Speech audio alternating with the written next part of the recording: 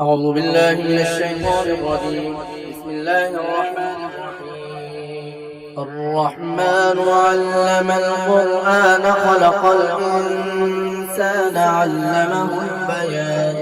الشمس والقمر بحسبان والنجم والشجر يسجدان والسماء رفعها ووضع الميزان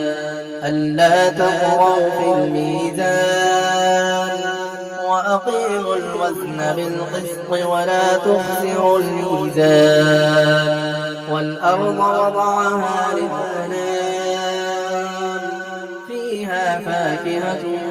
والنخل ذات الأكمام والحب ذو العصف والريحان فبأي آلاء ربكما تكذبان خلق الإنسان من صلصال كالفخار وخلق الجان من مارج من نار فبأي آلاء ربكما تكذبان رب المشرقين ورب المغربين فبأي آلاء ربكما تكذبان مرج البحرين يلتقيان بينهما برزخ لا يبغيان فبأي آلاء ربكما تكذبان يخرج منهما اللؤلؤ والمرجان فبأي آلاء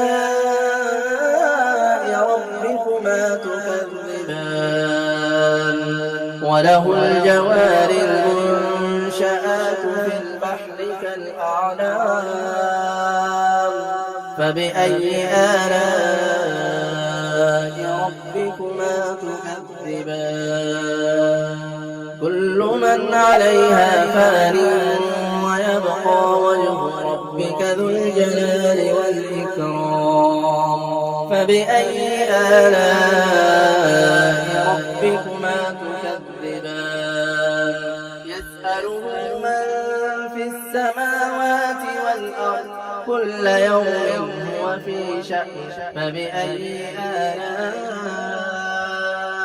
ربكما تكذبان سنفرغ لكم أيها الثقلان فبأي آلاء ربكما تكذبان يا معشر الجن والإنس إن استطعتم أن تنفذوا من أقطار السماوات والأرض فانفذوا لا تنفذون إلا بسلطان فبأي آلاء ربكما تكذبان يرسل عليكما شواظ من نار ونحاس فلا تنتصران فبأي آلاء ربكما تكذبان فإذا انشقت السماء فكانت وردة كالدهان فبأي آلاء ربكما تكذبان فيومئذ لا يسأل عن ذنبه إنس ولا جان فبأي آلاء ربكما تكذبان يعرف المجرمون بسيماهم فيؤخذ بالنواصي والأقدام فبأي آلاء ربكما تكذبان هذه جهنم التي يكذب بها المجرمون يطوفون بينها وبين حميم آن فبأي آلاء ربكما تكذبان ولمن خاف مقام ربه جنتان فبأي آلاء ربكما تكذبان ذواتا أفنان فبأي آلاء